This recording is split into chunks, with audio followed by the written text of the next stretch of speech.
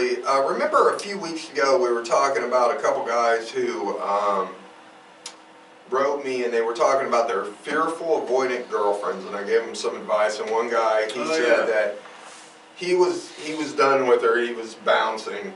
Well, the other guy, and for the life of me, I can't remember your name, sir. I know you wrote me recently, and I cannot remember your name, and I apologize for that. But he wrote me and said that things are working out with this girl now, I guess, for the time being, and they're back together or whatever. So, good luck with you guys. I hope y'all are happy. So I guess our advice helped. Hey! For now. We're going to start a romance podcast, give you guys romantic advice. If you'd like to write in and just tell me what your romantic problem is, me and Jason will be more than happy. I mean, we'll give you some, we'll give you our 2 cents. Yeah, we'll give you my 2 cents about it. So, we're not talking about romance today, that's fun. No. I'll tell you what, though, before we get into what we are talking about, some things are happening in the news with old Trumpy again. Really? Yeah. Well, you know he changed the Gulf of Mexico to the Gulf of America, right? Did we talk about that?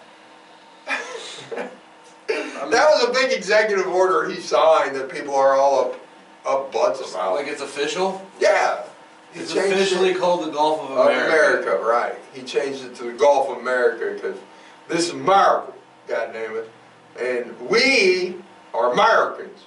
I'm sorry, I thought this was America. So yeah, the Gulf of Mexico is now officially the Gulf of America, and some Republicans are really pissed off because Googling them and some news outlets refuse to call it the Gulf of America. Wow. Like, yeah, well, like I give a fuck what you call the fucking ocean out there. God damn it, who gives a rat's ass? Only Trump. Only Trump would give a rat's ass. That's what's so, it's just so unbelievable. I don't even know what to say. That's what's so incredible about it. What, that he gives a fuck about that? No, that being the President of the United States is so absolutely fucking meaningless and irrelevant. And it's such a fucking... It's a joke. It's such a goddamn... It's a joke. It's a movie. Yeah. It's just a fucking show. Well, another one... It's a play on a stage, and to become the president for the second time, and for one of your first orders of business... Think about that. Name of the Gulf of Mexico. Everything that's going on. Everything going on in the world. That's important.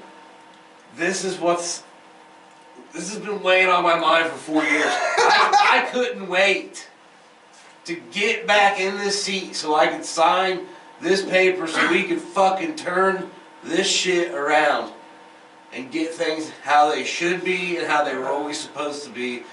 The Gulf of America. Well, the other one he did, which I find extra humorous, this is even better in the Gulf of America. He made a mandate, it's an executive order, that we will no longer look for paper straws in drinks for the government and for like people in the White House and Oval Office. Because Biden, that was a big thing. He went away from plastic straws, went to paper straws, because it's more ecologically friendly, okay? Right. Trump said no, we're going back to plastic, bitch. Right. We gotta have plastic. He said the paper straws fall apart. This is America. This is America.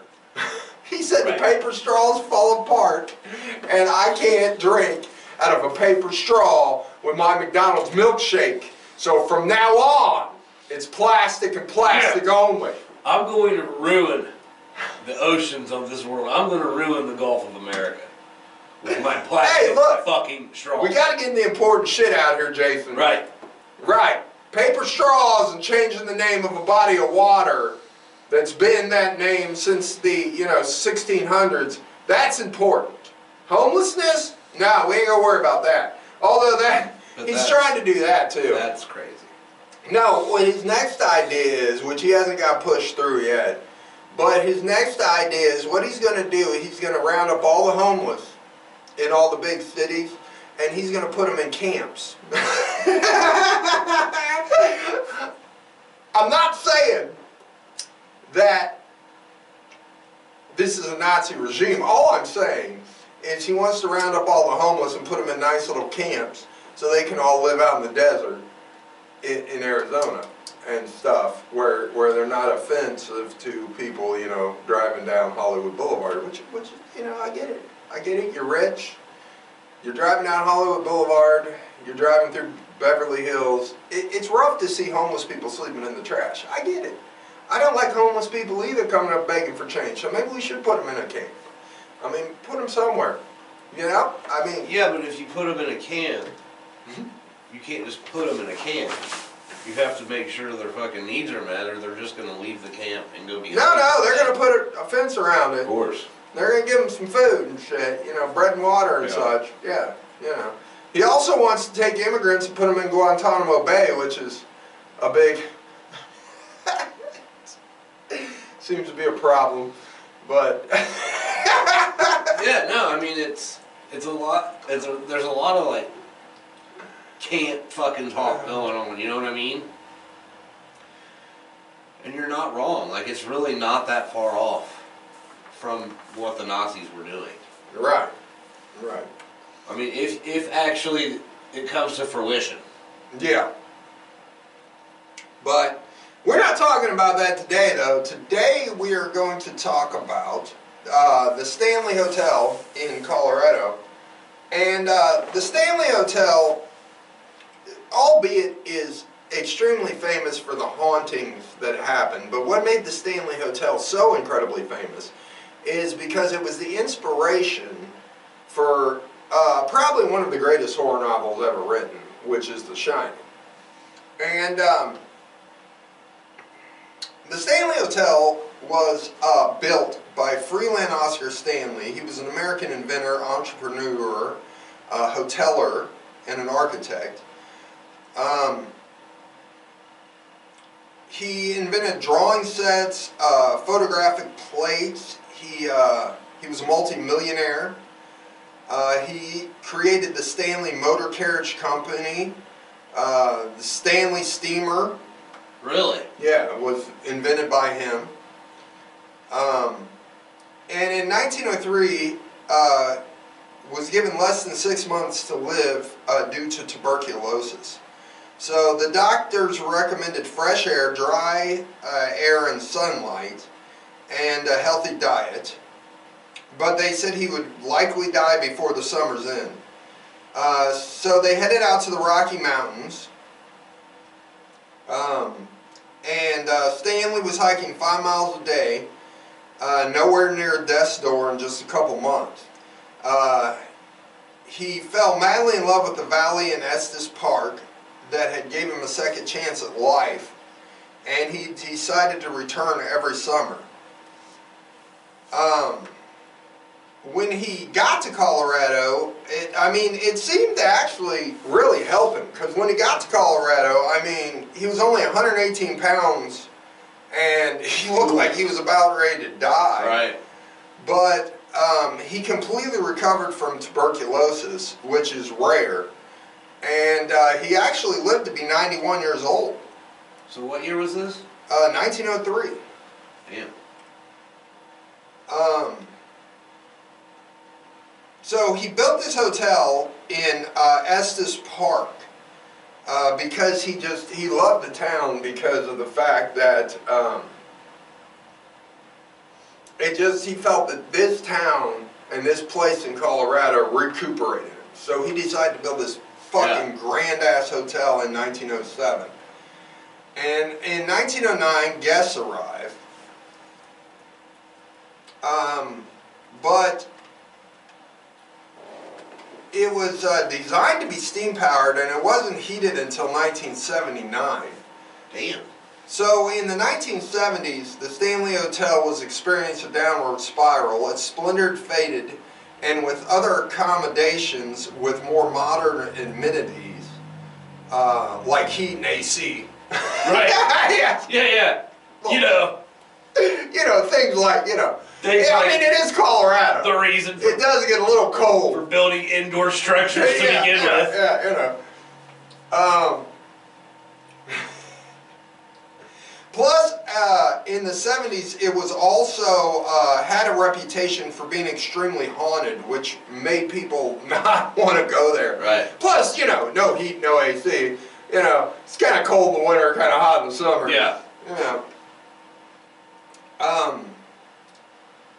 So it seemed to be doomed for a wrecking ball because it was falling into disrepair until 1974, when an up-and-coming author checked into the Stanley with his wife, and that was Stephen King.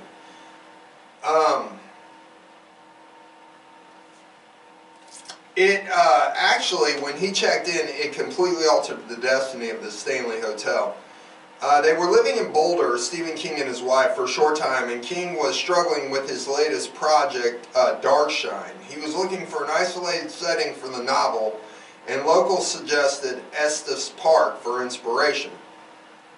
King had heard about the Stanley and wanted to check it out. They found themselves the only guests that night, as the next day the hotel was closing for the season.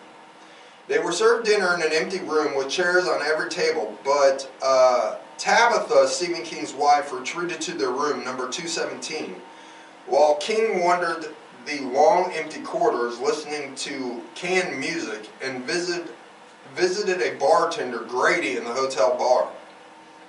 The Stanley's remote location, grand size, and eerie desolation had King's imagination running wild. He even claims it was like God had put me there to hear and see the things that I saw. In retelling about that night, King said, I dreamed of my 3-year-old son running through the corridors, looking back over his shoulder, eyes wide, screaming. He was being chased by a fire hose.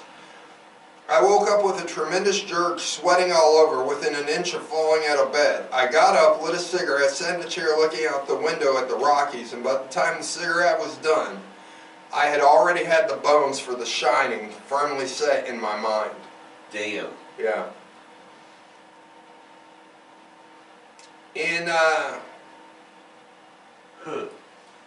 So the Stanley Hotel has been called the Disneyland for ghosts. It has hosted countless paranormal investigations, including by teams from Travel Channel's Ghost Adventurers and Sci-Fi's Ghost Hunters. Guests can get in on the action with the Stanley Ghost Adventure package, where they are assigned a room on the 4th floor complete with ghost hunting equipment and a mug with the famous message "Red Rum" stitched on it. Ghostly occurrences have been reported in almost every room in the vast hotel, from shadowy figures to eerie laughter, flickering lights, to items moving on their own. The Stanley Hotel has many of your favorite phenomena. Many of the cleaning staff has apparently saw ghosts, and they said ghosts hate vacuum cleaners because every time someone tries to vacuum, the machines go haywire, either get turned off or the plugs come flying out of the wall by themselves. Jesus. So room 217. In 1911, during a large storm, the head housekeeper, Miss Wilson, was lighting lanterns in room 217, and this is the one that Stephen King stayed in. There was an explosion from one of the lanterns that still cannot be explained. Wow. Yeah. So she was lighting these oil lanterns in 1911 because, you know, that's what they still had because they didn't update this place until the 70s. And she was in room 217, and it blasted through the floor into the dining room below. The blast exploded so loud that it blasted her out of the room and into the dining room below. Believe it or not, she survived with only broken ankles, even though she fell through the floor. Damn. Now, they say she spends most of her afterlife still taking care of the room, though. Guests have reported items moving in the room, luggage being unpacked by itself, and lights being turned on and off. They've also seen Mrs. Wilson. She also isn't a fan of unmarried guests sleeping in the room in the same bed. So most couples have reported feeling a cold force come between them and even pushing them out of the bed if they are unmarried and sleeping in the same bed. Damn. When they wake up, they often find the man's things have been packed back into his suitcase with his luggage by the door. Like, hell yeah. Look, dude, yeah. get the fuck out of here. We ain't having no sex in this room, bitch. Right. Put a ring on it or get the fuck out. Jim Carrey was filming Dumb and Dumber in the Stanley Hotel, which is where they filmed Dumb and Dumber. Nice. And he said he got reportedly so spooked that he heard things, saw his luggage being moved and repacked, and he ran from the room half naked in the middle of the night. Damn. Some of the film crew also said they got very creeped out in the room and saw a woman in a maid's uniform taking things out of their luggage and packing it back up. Miss Wilson. So, the staircase, the stunning staircase between the floors in the hotel lobby and the upper floors have been dubbed the Vortex. It is a tornado of spiritual energy. People say that it is a paranormal portal for all the ghosts that visit the hotel. Guests have reported cold spots, feeling dizzy on the stairs. Many have seen orbs and have reported seeing actual spirits coming from what they can only describe as a portal on the stairs in the middle of the night. They've also caught distortions on camera, and they have seen on camera Mr. and Mrs. Stanley hand in hand watching over the hustle and bustle standing at the top of the grand staircase. Yeah. Yeah. So then you have the concert hall. F.O. Stanley built the concert hall as a gift for his wife Flora. The stage features a trap door used for theatrical entrances and exits. The lower level once housed a 2-lane bowling alley. Hell yeah. The hall underwent extensive repairs in the 2000s, but it was a favorite spot of Flora Stanley. She'd been known to play piano well into the night.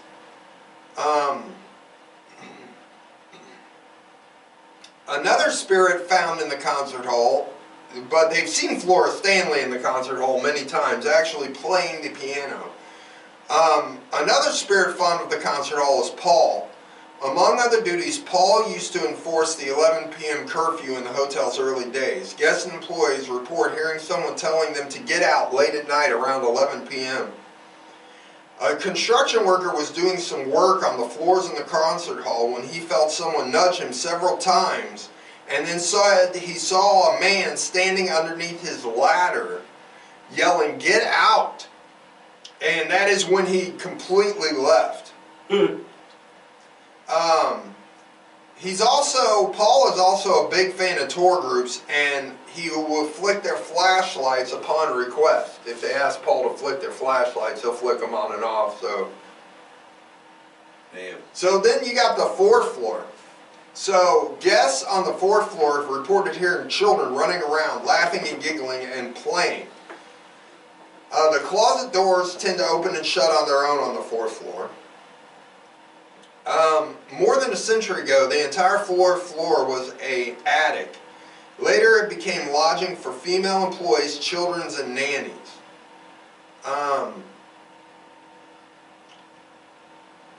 King said that the Grady twins was actually an inspiration from the 4th floor.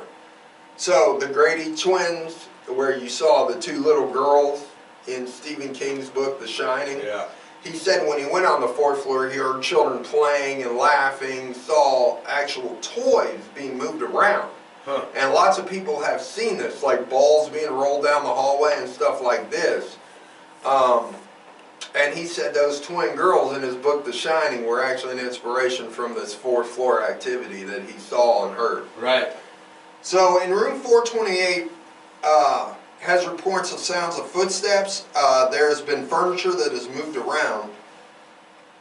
There's also a friendly cowboy who appears at the corner of the bed occasionally. but there is no indication that any cowboys died in the building. They're not sure where the cowboy come from. But many people believe that it is the spirit of a Rocky Mountain man named Jim Nugent. And he mostly appears to ladies. And many girls that have stayed in room 428 said he'll even give them a kiss sometime at night, and they wake up and they see a cowboy standing at the side of the bed, winking at them. Yeah, he is. Yeah, he is. Fuck yeah, he's winking. Yeah. Gotcha. They wake up with a dick on their forehead. Okay, so the ice house, before indoor refrigeration, they had a outbuilding with large blocks of ice known as the ice house. It has now been turned into a museum containing some of the originally Stanley steamer cars. Hell yeah. Two spirits have seen inside the ice house. Billy is a shy kid and a blurry figure in most photographs, and he hangs out in the ice house, and then they see a woman who they think is his nanny, who's also in the ice house, because she's in a nanny uniform, usually around Billy, taking care of him, but they hang out in the ice house a lot, and they don't know why, but...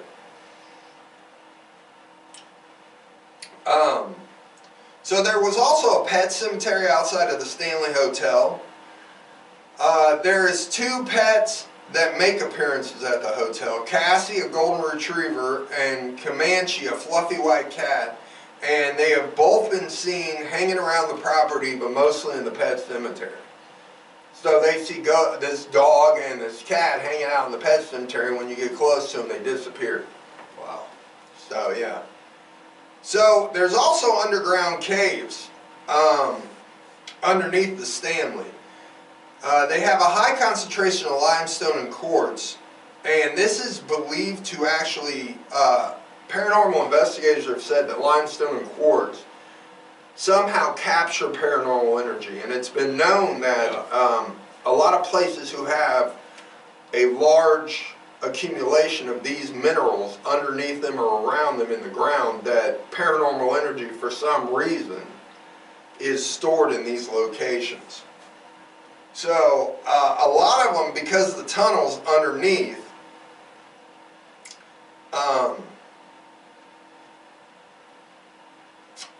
think that this is the reason the ghosts stick around, is because of these minerals. That's where the energy of the place is coming from. Right.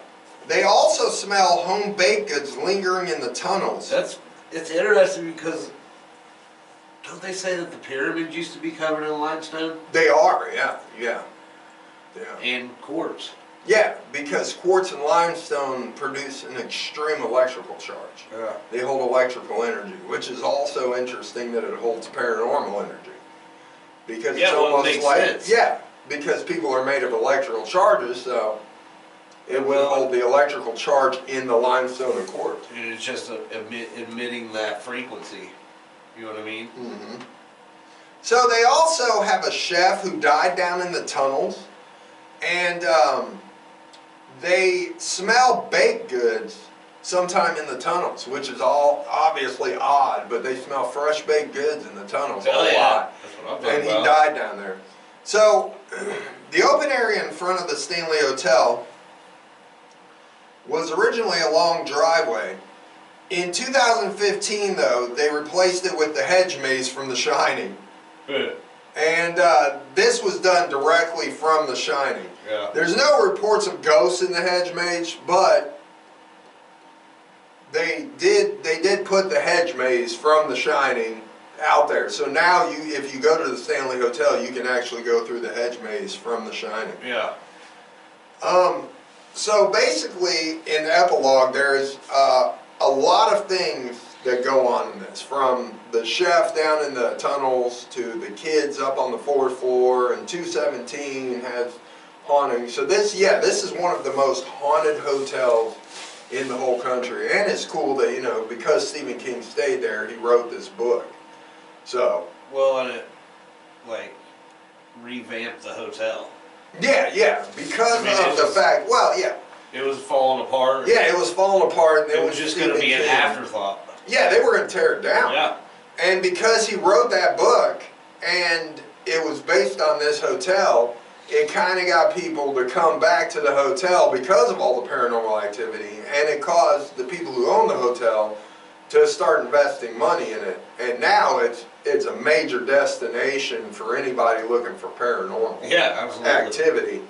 And like I said, you know, many episodes of Ghost Hunters and different things have went to this hotel, and they have found lots of paranormal activity. I mean, there's pictures of ghosts of the cowboy. There's pictures of the maid up in the room. There's pictures of children playing in the hallways in 428. There's pictures of Stanley and his wife both standing on the staircase.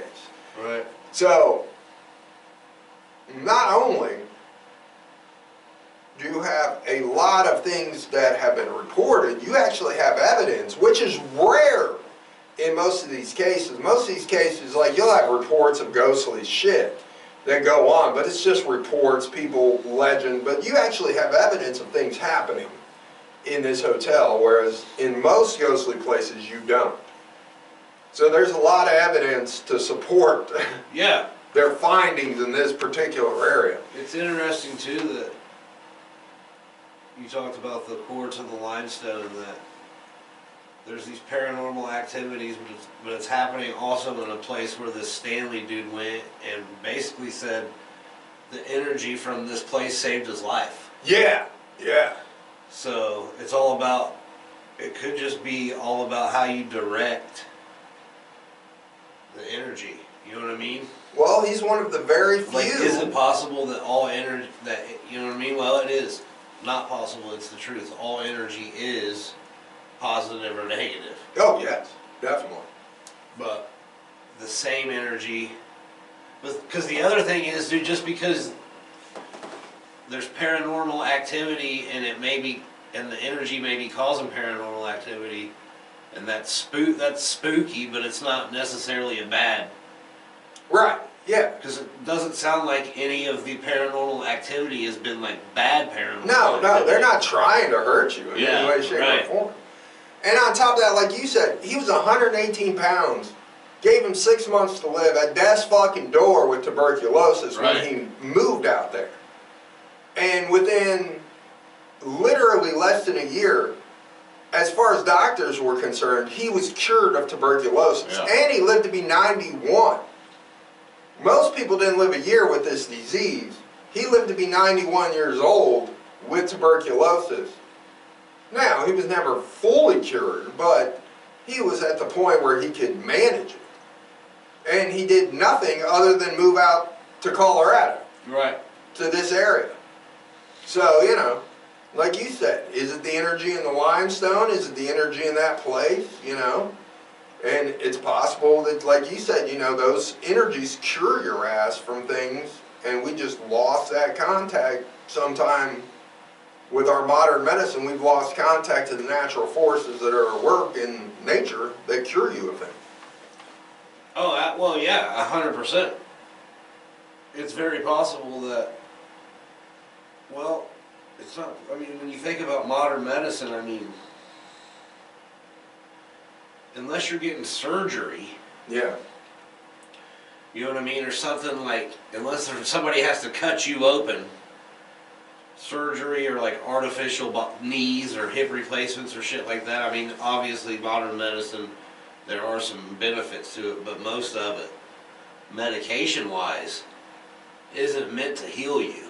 Oh, I've said this from the beginning. I think most medication does more damage than it does good. I think natural supplements, like supplements you get from the store, zinc, you know, your beta-amino acids, things like that, natural supplements are much better for you than anything they give you over the counter. Yeah, because I mean, all medicine is designed to give you relief right now. Right. You know what I mean? Now, painkillers, on the other hand, are helpful. But other than I'm that, not saying it's not wonderful. Yeah, I'm not saying it's not wonderful. But natural substances do work better. But there is, you know, people are starting to find out that there are, like, natural ways of healing the fucking human body, you know what I mean? Right. That have to do with sound and frequency and energies, and who fucking knows what it could open. Right. Yeah. But anyways, this was our episode on the Stanley Hotel. I hope you liked it, and we will see you next time. Later.